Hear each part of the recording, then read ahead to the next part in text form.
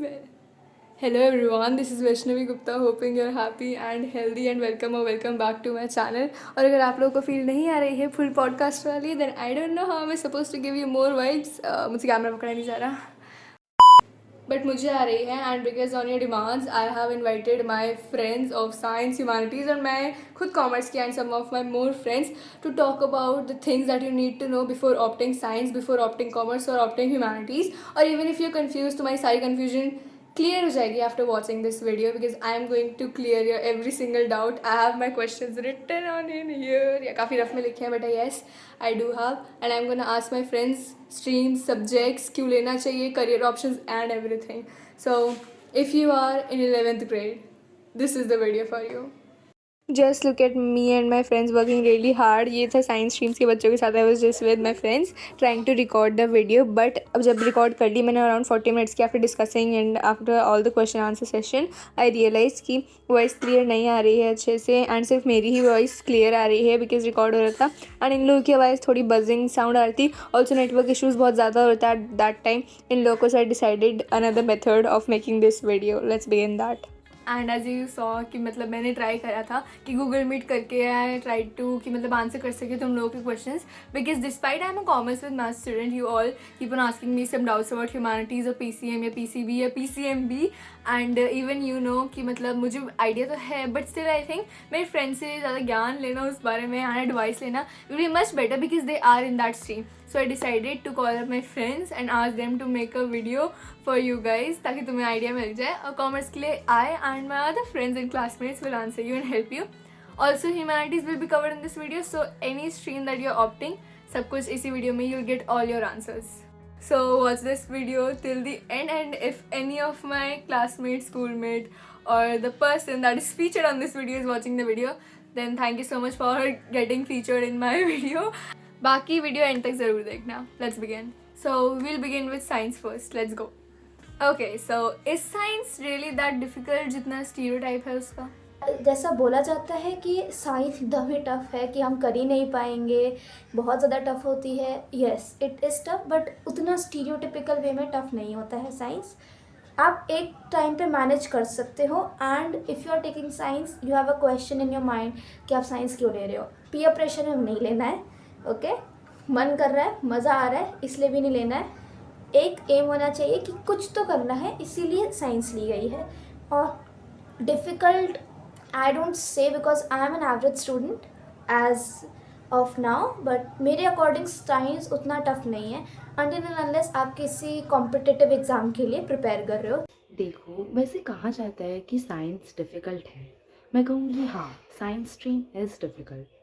But अगर आप अपना बेस्ट दोगे, अगर आप अपना 100% दोगे, हार्ड वर्क करोगे कि हाँ मुझे ये सब्जेक्ट करना है, मुझे ये करना है और मैं करके रहूँगी, ये वाला चीज़ अगर आप रखोगे ना, तो आपसे हो जाएगी साइंस. डिफ़िकल्ट तो वैसे सारे स्ट्रीम्स होते हैं, साइंस भी है, कॉमर्स भी है, हर स्ट्रीम का यही है. अगर आपको इंटरेस्ट होगा ना स्ट्रीम में, तो आपसे हो जाएगा. Then I would like to ask Shruti, who is preparing for NEET, is the pressure and struggle real? तो देखा जाए तो अभी तक तो मैं उतना प्रेशराइज नहीं हूँ ना. मुझे मतलब प्रेशर इन द सेंस मैंने खुद से नहीं लिया प्रेशर कि हाँ नीट नीट नीट ये सब, क्योंकि नीट का सिलेबस होता है तुम्हारा 11th एंड 12th. तो उसको कामली जितना तुम हैंडल करोगे उतना बेस्ट रहेगा, शांति से. ठीक है, हड़बड़ाहट में कोई काम ढंग से नहीं होता. नीट जो तुम करना चाहते हो उसके लिए मेन तुम्हें कॉन्सेप्ट होना चाहिए, तो फिर कॉन्सेप्ट पे फोकस करो, नीट अपने आप हो जाएगा.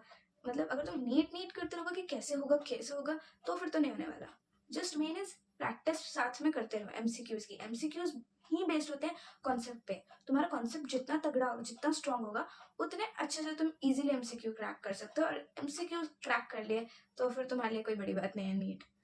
ओके, एज आई नो तुम लोग अभी 10th पास किए तुम लोगों ने, so you may have doubt कि तुम साइंस ऑप्ट कर भी पाओगे या नहीं. So I would like to ask my friend जिसने साइंस ऑप्ट की है, what does she think PCM और PCM भी ऑप्ट करने के लिए कितनी परसेंटेज होनी चाहिए, and is it fine like जितनी परसेंटेज उसमें साइंस दे देनी चाहिए, and what? So minimum percentage in like most of the schools is above 85 or till 85, but in our school there is some exceptions. So वो exceptions ये हैं कि हमें 75% पे दे दी गई थी, but in most of the schools and in most of the cases you should get 85 above or majorly 90 above. percentage in your 10th, so you can opt science without any hesitation or without any like requesting कि हमें science दे दो, but your percentage is not well enough for opting science. Next question has to be this one: how do you get time to study all the subject and balance all of them, because सभी main subject हैं and every subject requires so much practice. तो देखा जाए तो starting से अपना pace बनाकर चलो, स्टार्टिंग में जो करवाया जा रहा है उसको कॉन्टिन्यूसली करो, मतलब इन द सेंस तुम अगर स्कूल जा रहे हो, स्कूल में जो पढ़ाया है उसको स्कूल में फ्री टाइम तो मिलता होगा, आई नो दोस्तों से बातचीत करने में टाइम चला जाता है, बट थोड़ा सा पेशेंस रख के वो एक बार टॉपिक्स देख लो कि जो पढ़ा है उसमें कोई क्वेश्चंस तुम नए बना लो, क्या पता, इसलिए टॉपिक्स देख लिया करो। और उसके क्वेश्चंस जो क्लास में करवाते हैं वो तो घर जाके तुरंत करना है, जो क्लास में करवाते हैं, क्योंकि क्लास में टीचर करवाते हैं तो हम समझ आ जाता है, बट फिर घर पे जाके सेम क्वेश्चन तुम खुद करने बैठोगे, तुम्हें पता चलेगा कि तुम कहाँ अटक गए, तुम्हें कहाँ समझ नहीं आया, या फिर तुम्हें क्या कोई नया डाउट आ गया, तो फिर बहुत सारे क्वेश्चंस मिल जाएंगे तुम्हें। इसलिए मेन चीज़ जो होती है, और एक दिन में सारे सब्जेक्ट्स तो ऐसा नहीं है ना कि बहुत बहुत ज़्यादा कवर कर देते हैं, इसलिए अगर तुम स्टार्टिंग से ही सारे सब्जेक्ट्स को लेकर चलोगे कि इतना करवाया इतना कर लिया, और एंड ऑफ द डे या एंड ऑफ द वीक जो भी रिवाइज किया उसको दोबारा रिवाइज कर लो, तो फिर बहुत सही रहता है। अब देखो, एक दिन में तो सारे सब्जेक्ट्स कवर करना तो बहुत मुश्किल है। ये तो किसी से भी नहीं होता होगा कि एक दिन में सारे सब्जेक्ट्स कर लो, तो ऐसा तो नहीं होता, ना मुझसे होता है। मतलब मैं तो क्या करती हूँ, एक दिन में 2 सब्जेक्ट्स, लाइक एक हार्ड सब्जेक्ट और एक ऐसा सब्जेक्ट जो आपसे हो जाता है। अब आपका भी जो मतलब आप जिस तरीके से करो अपना अपना होता है वैसे, बट इन माय ओपिनियन एक दिन में सारे सब्जेक्ट करोगे तो नहीं हो पाएगा। सो आप पर्टिकुलर 2 या 3 सब्जेक्ट ही करो एक दिन में। Okay, tell me something about biology. Is it easy or not? All that botany and zoology, क्या फ़र्क है, and is it like difficult? Biology में तो देखा जाए तो zoology is more better than botany. क्यों? क्योंकि ज़ूलॉजी में क्या होता है, लाइक इसमें आप अपने बारे में, लाइक अपने बॉडी पार्ट्स के बारे में इन डिटेल स्टडी करते हो, तो लाइक एक इंटरेस्ट तो होता है, लाइक अपने बारे में, अपने बॉडी सिस्टम के बारे में, अपने बॉडी ऑर्गेनाइजेशन के बारे में जानने में इंटरेस्ट तो होता है। तो या मतलब ज़ूलॉजी पढ़ने में आपको मज़ा तो आएगा। और बॉटनी, रही बात बॉटनी की, तो बॉटनी में क्या होता है, इट्स ऑल अबाउट प्लांट्स, और प्लांट्स के बारे में भी लाइक आप पढ़ोगे ना तो आपको इतना इंटरेस्ट ना आए, लाइक थोड़ा बहुत बोरिंग तो लगेगा, बट फिर भी क्योंकि इसमें ना लाइक कॉम्प्लेक्स टर्म्स होते हैं, पूरा प्रोसेस होता है कि प्लांट्स में क्या होता है क्या नहीं है, उसका पूरा डायग्राम एंड ऑल, तो वो थोड़ा सा बोरिंग लग सकता है, इसलिए मेरे अकॉर्डिंग तो ज़ूलॉजी बेटर है। बट कुछ कुछ बच्चों का होता है कि लाइक उनको प्लांट्स के बारे में पढ़ने में ज़्यादा इंटरेस्ट होता है, तो इसलिए उनको बॉटनी भी अच्छा लगता है। सो ये अपना अपना ओपिनियन होता है। Okay, now मैथ्स 10th के बारे में बताओ। Even I answer and my friend too about 10th की मैथ्स और 11th की मैथ्स में कितना फ़र्क है। Maths 10th and 11th, there's a huge difference between both of them, like vast difference you can say. 10th में you get basics of everything, like trigonometry के basic पता चलते हैं, everything is basic. But in 11th like there's a huge difference, आपको एकदम से काया पलट हो जाएगी मैथ्स में. Like if you are practicing it daily then well and good, you are on the right pace, but नहीं कर रहे हो तो शुरू कर दो करना, because टफ है भाई, हम कर चुके हैं, टफ है. And yeah there is a huge difference between 10th and 11th की maths. Like in 10th you get simple questions on AP and trigonometry के भी बहुत सिंपल फॉर्मूले होते हैं, but in 11th trigonometry is like बहुत ज़्यादा इंपॉर्टेंट है ट्रिग्नोमेट्री, एंड उसके formulas there are like kind of 25 or 30 formulas that you have to remember it like by heart, by soul, or by any of the organs, but you have to remember it. What is your least favorite subject and why? Also मैं already लिख दी थी, if it's physics, why is it so? देखो physics होती है 11th में जब आते हैं हम, मतलब 10th में जो करके आते हैं ना छोटा मोटा फिजिक्स, थोड़ा इंटरेस्टिंग भी होता है ये सब, बट 11th में मेन फिजिक्स तुम्हारी आती है 9th की, और तुम 9th में अगर तुमने ढंग से नहीं किया है तो फिर तुम्हें यहाँ पे उतना इंटरेस्ट नहीं बना पाओगे, उतने अच्छे से इंटरेस्ट नहीं बना पाओगे, है ना। तो मेन तुम्हारी चीज़ होती है तुम अपना इंटरेस्ट डेवलप करना पड़ेगा, बिकॉज तुमने साइंस स्ट्रीम लिया एंड तुम्हें करना है, कोई ऑप्शन नहीं है। तो इसलिए फिजिक्स मेन होता है तुम्हारा न्यूमेरिकल्स वगैरह, एंड तुम कंफ्यूज हो जाते हो कि क्या करना है कैसे करना है, तो चीज़ ये है कि यहाँ पे क्लासिकल फिजिक्स होती है, जो इंटरेस्ट बनाना थोड़ा सा चैलेंजिंग होता है कि कैसे इंटरेस्ट बनाओ। ये तुम्हारा चैलेंज होता है कि कैसे तुम अपना इंटरेस्ट बनाओगे कि तुमसे फिजिक्स हो। एंड इसमें तुम्हें थ्योरी और न्यूमेरिकल्स दोनों एक साथ मैनेज करने होते हैं। तुम्हें थ्योरी के कॉन्सेप्ट्स को इतने अच्छे से समझना होता है और उसको कैसे अप्लाई करना होता है तुम्हारे क्वेश्चंस पे, उसका ट्रिक तुम्हें मतलब सीखना पड़ता है। वो भी प्रैक्टिस की वजह से आएगा, वरना तो नहीं होगा। इसलिए it's all about the practice. तो फिजिक्स को लीस्ट फेवरेट होता है बिकॉज लोग अपना इंटरेस्ट डेवलप नहीं करवा पाते। बट अगर तुम करा पाते हो अपना इंटरेस्ट फिजिक्स के लिए, तो फिर तुम्हारे लिए ये लीस्ट फेवरेट तो नहीं होगा। बिकॉज नंबर नहीं आते, बट मुझे फिजिक्स सच बोलूँ तो बहुत पसंद है। आई डोंट नो क्यों, मुझसे सॉल्व नहीं होता, ये नहीं होता, बट वहाँ पे क्वेश्चन करने का ना एक अलग मजा होता है फिजिक्स में कि क्यों हो रहा है, किस लिए हो रहा है, ये क्या नई चीज़ है, एक्सप्लोर करने में बड़ा मजा आता है। डू यू थिंक कि कोचिंग में जाना is important if you opt for science? मतलब I think Aishwarya is studying without coaching and everything, self study से ही सब कुछ करा है। So what do you think the criteria कि is it important and mandatory to go for coachings and everything? अब coaching की बात करें मैं तो कोचिंग नहीं जाती हूँ, मैं सेल्फ स्टडी पर ही डिपेंडेंट हूँ। पर देखो, इन माय ओपिनियन, आपको अगर कोचिंग लेना है तो आप ना उस सब्जेक्ट के लिए लो जो आपसे लाइक बिल्कुल नहीं होता, जिसके लिए आपको हेल्प की ज़रूरत है। क्योंकि ऐसे सारे बच्चे नहीं होते जिनसे सेल्फ स्टडी से हो जाए। वैसे बहुत बच्चे हैं जिनको कोचिंग की ज़रूरत पड़ती है। आप देखें कि आपका आपसे कौन सा सब्जेक्ट नहीं होता, ऐसे सब्जेक्ट के लिए आप कोचिंग लें। नहीं तो अगर ये नहीं कि आपको सारे सब्जेक्ट के लिए ही कोचिंग लेना ज़रूरी है। जो सब्जेक्ट्स आपसे हो रहे हैं उसके लिए कोचिंग लेने की क्या ज़रूरत है, वो तो आप स्कूल से भी कर रहे हो ना। तो आपसे जो सब्जेक्ट नहीं होता, आपको उस सब्जेक्ट के लिए कोचिंग जाना चाहिए। वो आपको देखना है कि आप किस सब्जेक्ट में वीक हो, जिससे आपसे मतलब बिल्कुल हो ही नहीं रहा, स्कूल जाकर भी नहीं हो रहा, खुद से भी नहीं हो रहा, उसके लिए जाओ। जैसे कि आई फील कि मुझे फ़िज़िक्स की ट्यूशन की ज़रूरत है, आई विल सी दैट। मैं तो बस ये कहना चाहूँगी।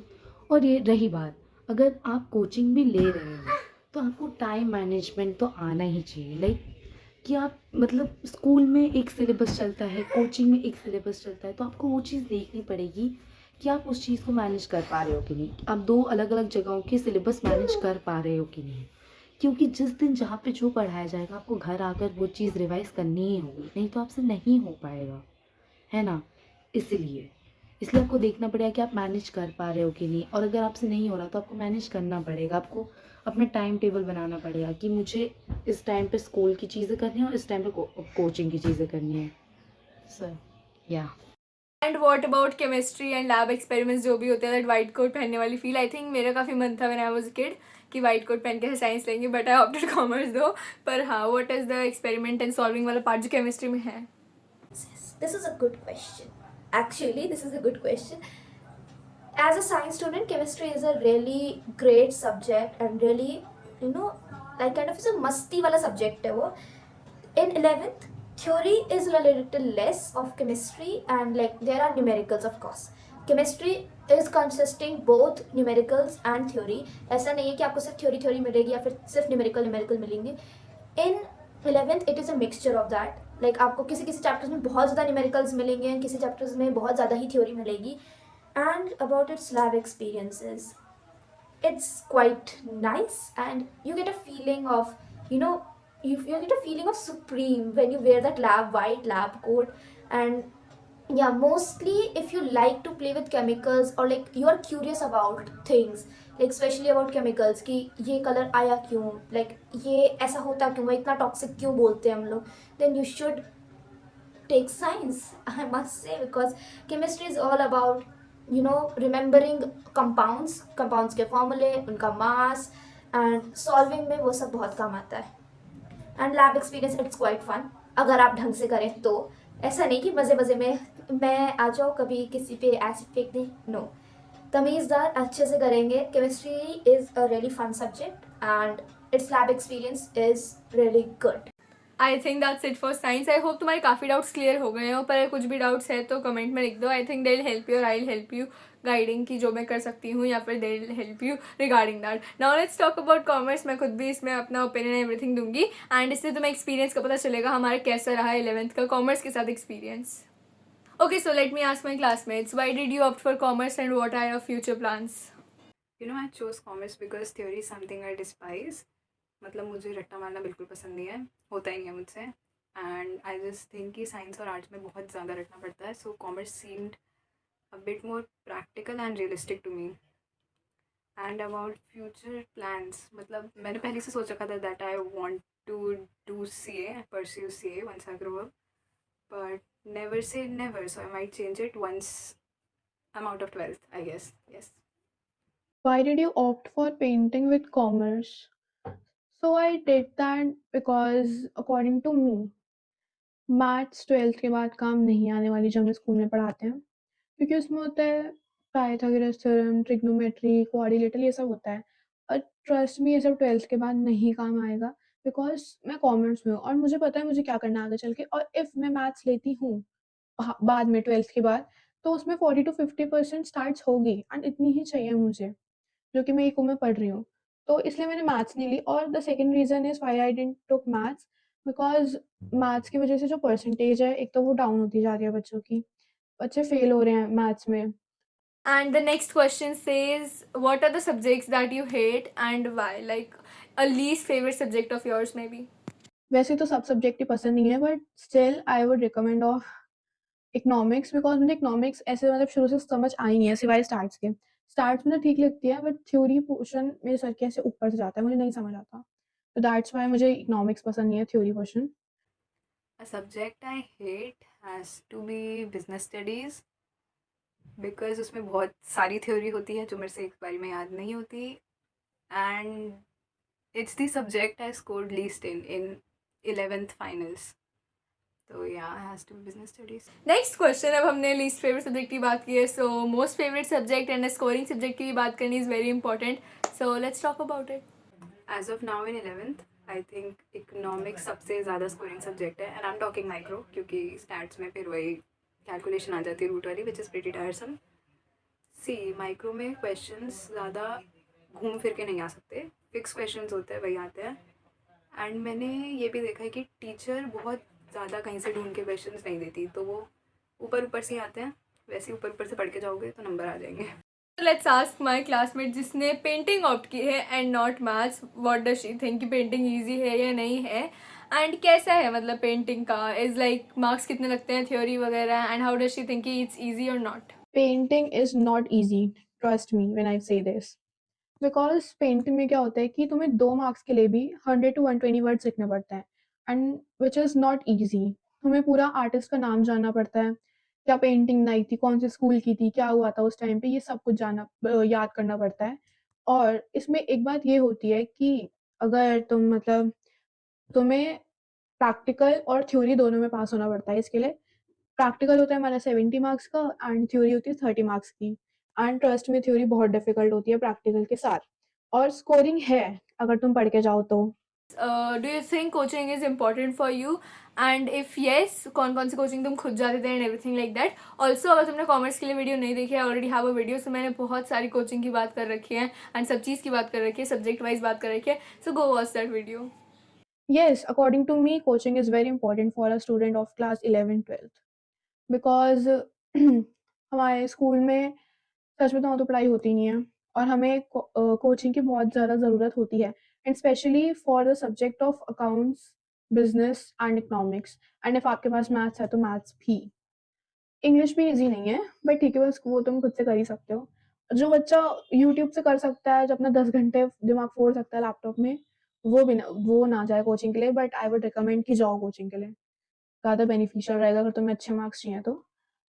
You are going for tuition of which subjects? Okay, I do go tuition for two subjects which are economics and accounts, because according to me economics is not easy, as you know. I hate theory of economics, and accounts मेरे को बहुत अच्छा subject लगता है, क्योंकि वो most of the portion उसका practical है और मुझे अकाउंट्स अच्छे एक बारी में समझ आ जाती है. That's why. Thank you. मैंने 11th में अकाउंट्स, बिजनेस और इकोनॉमिक्स तीनों की कोचिंग ली थी, बट आई सून रियलाइज्ड कि बिज़नेस और इकोनॉमिक्स की कोचिंग लेने का कोई भी फ़ायदा नहीं है. You can do it on your own. और अकाउंट्स में कोचिंग लेने का फ़ायदा ये है that you will be consistent with your work. और अगर तुम कंसिस्टेंट रह सकते हो with your school teacher, then you are good to go. मतलब वैसे ही हो जाएगा, उसके लिए फिर ज़रूरत नहीं है अकाउंट्स की कोचिंग लेने की. मैथ्स में मैंने पूरी 11th में कोचिंग नहीं ली थी, but I still did pretty well. लेकिन फिर उस इसमें भी यही प्रॉब्लम थी कि I was not at all consistent with the subject. मैं बिल्कुल पेपर के 2 या 3 दिन पहले ही पढ़ती थी। तो if you can be consistent with it then there is no need. पर अगर कंसिस्टेंट नहीं हो सकते तो मैथ्स और अकाउंट्स की कोचिंग ले लेनी चाहिए। Hope you like this video and सबका तुम्हें कुछ काफ़ी आइडिया मिला होगा एंड तुम्हारी काफ़ी आंखें खुली होंगी listening to the experience of 11th graders, क्योंकि तुम अब 11th में आ गए हो। All the best for 11th guys. Also let me tell you one more thing, economics ना ह्यूमैनिटीज़ और कॉमर्स की सेम होती है एंड मैथ्स भी PCM और कॉमर्स विद मैथ्स की सेम होती है।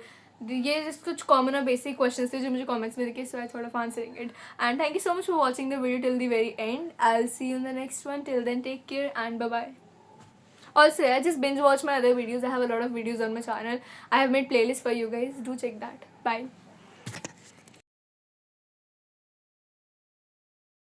Sorry if you got a little disappointed with this video because I tried to convince my humanities friend but they were not able to record the video and send me. So humanities का part इसलिए include नहीं हो पाया. Also science का और भी बहुत सारे parts थे. There were many clips but I could not include each one of them because लोग भी ज़्यादा थे एंड ऑल्सो वीडियो बहुत ज़्यादा बड़ी हो रही थी and that is the reason why even I did not put my opinions out because I think video और ज़्यादा लंबी हो जाती है and you already know me, so you know my point of view and everything and I have other videos for me to tell you my opinions and my guidance according to my experience of 11th. Well if you want to watch those videos you can and thank you so much for watching the video. Comment में बताना कैसी लगी video. Thank you. Bye bye.